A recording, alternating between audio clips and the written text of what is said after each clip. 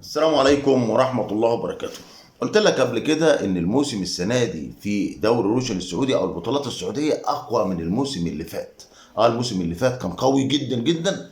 السنة دي والموسم ده أقوى وأقوى وأقوى، واحنا شايفين الصفقات وشايفين الترتيبات.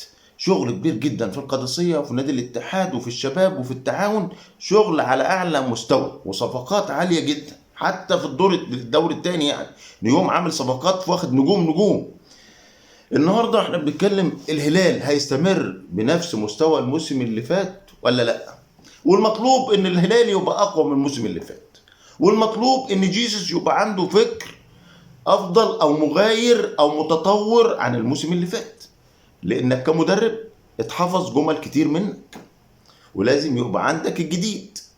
القماشه اتغيرت ما اتغيرتش، لازم يكون عندك شكل تكتيكي غير او يعني مميز عن الموسم اللي فات، عشان المواجهات هتبقى صعبة، عشان الشغل هيبقى تقيل.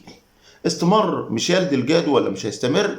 واحنا شايفين ان ميشيل ديلجادو في الفترة الحالية بيضغط على نادي الهلال عشان يعرف مصيره.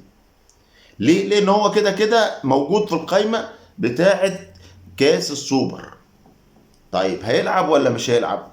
هنا ميشيل ديلجادو بيلعب دور ان انا عايز اعرف مصيري، هتمشوني ولا مش هتمشوني، عشان نكون واضحين مع بعض. عايز اقول لك ان ميشيل ديلجادو لاعب عنده كوره وليه عروض، في له عروض غير لودي ما قدمش حاجه مع نادي الهلال الموسم اللي فات، والجمهور زهق والمتفرجين زهقوا ومش لاقيين منه اي حل. تشوفه مع البرازيل بيلعب كوره بسم الله ما شاء الله، تقول ده نجم النجوم. تبص مع نادي الهلال تحس ان هو سباك نجار، اي حاجه غير ان هو لاعب كوره. لودي كلاعب كره قدم مع نادي الهلال ما قدمش حاجه. فوصلنا لحل او الاداره توصلت لحل ان احنا عشان ما نخسرش الثمن ان احنا لو دفعناه في لودي، فهيطلع على سبيل الاعاره تقريبا لنادي الفيحاء. قدمت حاجه واثبتت وجودك في الدوري السعودي، وقدمت حاجه ان جمهور الهلال يشوفك بيها كويس، تعالى يا عم احنا مطلعينك اعاره، ما احنا مش هنخسر ثمنك، مش هنخسر ثمنك. قدمت حاجه في النص الاولاني من الدوري، هتعال يا مرحب بيك وعودتك موجوده وتعالى قدم لنا حاجه. بس يا خوفي بعد ما يرجع تاني لنادي الهلال لو قدم حاجه مع نادي الفيحاء نلاقي لودي هو لودي مع نادي الهلال، ما ممكن ان هو نقطه ضعفه او مش محظوظ او مش موفق مع نادي الهلال. لان احنا اتفرجنا على لودي قبل كده، لودي عنده كوره، بس بتيجي مع عند الهلال يمكن مربوط، يمكن محسود، يمكن معمول له حاجه ما تعرفش. المهم نخش في موضوع سوبر السعودي والهلال. الصفقات لسه ما اتحددتش، والموضوع متشابه مع النادي الاهلي السعودي. النادي الاهلي شبيه النادي الهلال في نفس الازمات اللي بيمر بيها، بل يمكن الاهلي يستغنى على بعض اللعيبه، في مشكله ما بين ماتيوس يوسيلا وروبرتو فيرمينيو، يعني الموضوع متوتر شويه. ولكن المطلوب من الاثنين مدربين عشان نتكلم في كوره، ايه الجديد عندكم؟ لازم الاثنين مدربين يبقى عندهم جديد، خاصة للموسم اللي جاي كله. يعني بطولة السوبر دي بطولة من ضمن البطولات، انت داخل على بطولة قوية ودوري متنافس بتاعه هيبقى اقوى واقوى.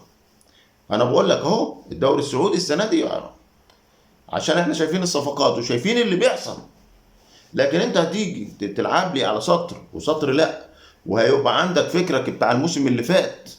يعني انا اقول لك ايه، انا ماتيوس يوسيلا انا مش بلعه كمدير فني في امكانيات الاهلي السعودي، عشان اكون واضح معاك. ليه؟ جمل محفوظه، ما بيعرفش يخترق. اللعيبه عرفت تخترق، بتجيب 5 6 7 جوان. يعني بتشوف الاهلي كان بيلعب زي الامواج، مره بيكسب 6 ومن الفريق اللي كسبه 6 ده مثلا يتغلب 2-1. انا بتكلم على مباراه ابها اللي ابها نزل للدرجه الثانيه. ابها ده في كاس الملك قابل الاهلي السعودي ونقص عددي كمان لنادي ابها من الشوط الاولاني، وكسبت الاهلي السعودي 2-1. بعدها بحوالي 5 ايام قابلوا بعض في الدوري. الاهلي السعودي اللي ما قدرش يكسب ابها في كاس الملك رغم النقص العددي، كسب ابها في الدوري 6-0. يعني البطوله ضاعت بسبب ان المدرب ما عندوش فكر اختراقي، ان اللعيبه هي لو اخترقت الدنيا مشيت زي الفل. ما انا بقول لك الاهلي عنده لعيبه، عنده امكانيات عاليه جدا، ده في لعيبه لسه احنا ما اتفرجناش عليها. يعني انا اتفرجت على الاهلي السعودي فتره الاعداد اللي فاتت، فتره التوقف بين الدور الاول والدور الثاني، لما المنتخب السعودي كان بيلعب في دوري ابطال اسيا. كان فريق عنده نجوم كتيره جدا، بس التوظيف بتاعها هنا هتبقى مشكله او مسؤوليه المدير الفني. كل نادي عند الدوري السعودي عندهم قماشه، المدير الفني اللي هيعرف يوظف القماشه دي. القماشه هتتوظف ازاي يا عم جيسوس هتعمل ايه زي الموسم ده؟ انت الودي اهو هيمشي، هتجيب صفقه، هتجيب صفقتين لمار راجع، هتفصل بقى التفصيله بتاعتك هتبقى عامله ازاي.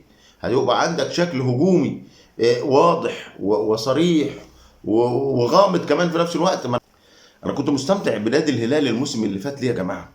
لان نادي الهلال كان عنده جمل واضحه وجمل غامضه، راس حربه حقيقي وراس حربه وهمي وجوكر بيتغير في كل مباراه عن الجوكر اللي قبله.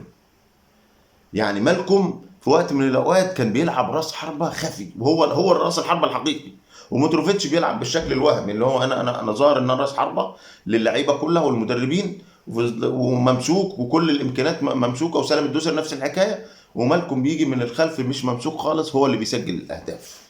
فمالكم كان ورقه جوكر واضحه يعني كبيره جدا. نفس الحكايه كان سعود عبد الحميد، ان سعود عبد الحميد هيستمر مع نادي الهلال ولا مش هيستمر. برضه ريحنا عم سعود وخليك في الدوري السعودي. الدوري السعودي بقى حاجه تانية خالص، بدل ما تخسر نفسك، بدل ما انت طالع بره الموضوع مختلف. الدوري السعودي دلوقتي غير. افضل في الدوري السعودي واسمع كلامي، اسمع كلامي عشان الموضوع ما يهربش منك وتضيع مستقبلك يا ابني. خلاص الدوري السعودي بقى بينافس الدوريات الكبرى.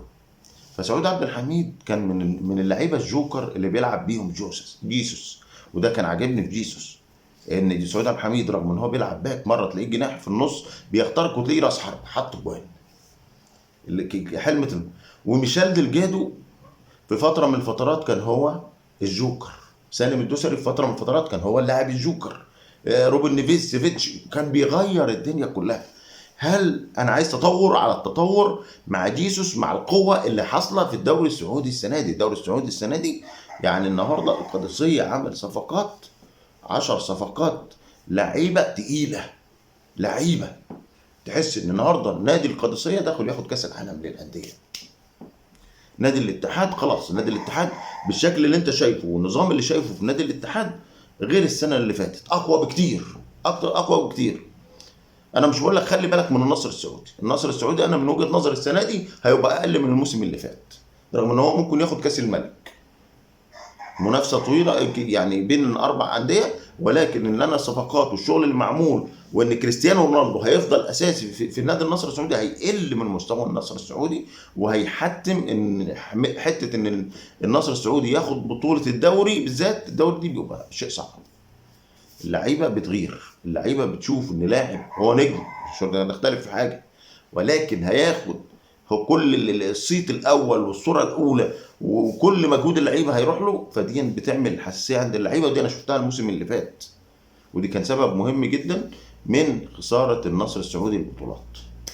عشان اكون واضح معاكم، النهارده مطلوب من المدربين قبل اللاعبين الفكر الجديد واستخدام القماشه والتفصيله الجيده داخل الملعب عشان البطوله السنه دي اقوى بكتير. في النهايه ما تنساش تعمل لايك وتشترك في القناه وتفعل الجرس عشان يوصلك كل جديد، والسلام عليكم.